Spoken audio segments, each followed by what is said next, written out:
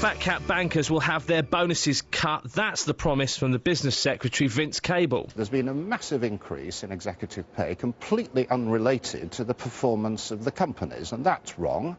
It's a very inefficient way to run businesses, and particularly at a time of austerity, it's absolutely wrong that people should be getting lavish rewards without the performance that goes with it. But how much do we need to compete to keep the best people here? Jonathan Davis is an economist and wealth manager from Hertfordshire. Hello, Jonathan. Hello, Luke. Welcome to the programme. I take it that you're not keen on bankers' bonuses.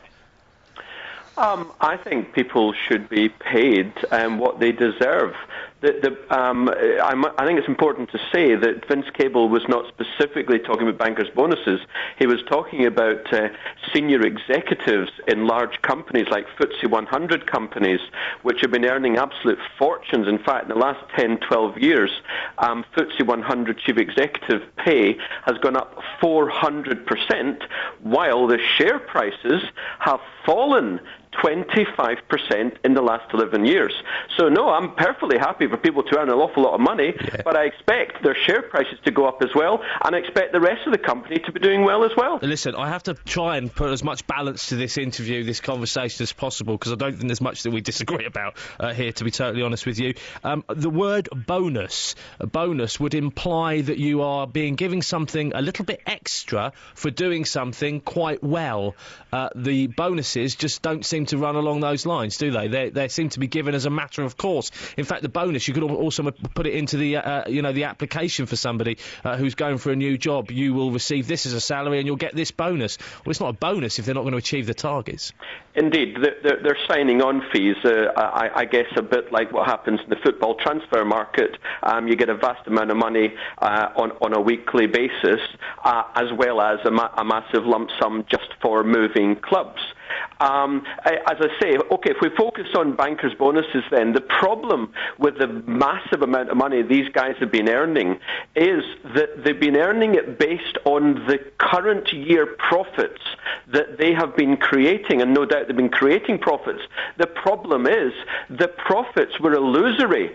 As soon as the downturn came, and clearly we saw the biggest economic and financial collapse in history just 3 years ago, all of those profits were seen as literally vanishing into thin air and created massive losses. So what we need to do is make the bonuses such that when they are stuck on the books and they're not going to turn into losses, then they should get paid. And I'll tell you what, that's what would stop the bonus culture. Nothing else is going to stop the bonus culture. You know, look, I have to be very difficult what I say here, but very careful what I say, rather, because it's a difficult situation to broach. But when we saw the London riots, the riots in London, one thing that was brought up by quite a few people who were perpetrators of those particular acts, breaking windows, etc., was, well, if the bankers can get away with doing, ruining the economy and still getting a bonus, I'm going to get my flat screen TV. It's that kind of anger, and I'm not necessarily saying that we all think like that, and me and you're going to go out and go to Curry's and go and get our laptops and flat screen TVs by breaking in the windows, but it does cause a huge amount of frustration from hard-working people, doesn't it? Look, the infamous President Richard Nixon said, "Two wrongs do not make a right, so let's find a third one." The point being that no one is suggesting that riots are appropriate, stealing is appropriate.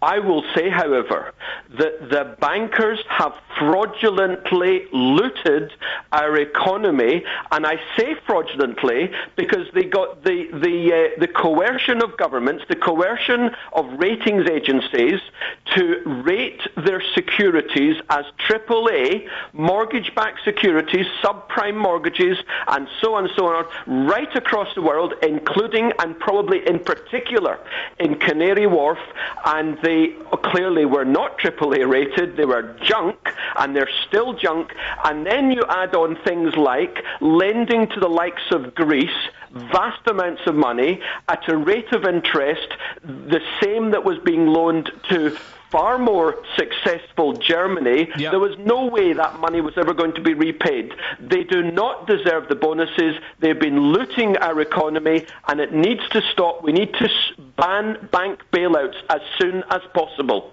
We'll leave it there. Jonathan, thank you very much. Jonathan Davis, an economist and wealth manager from Hertfordshire.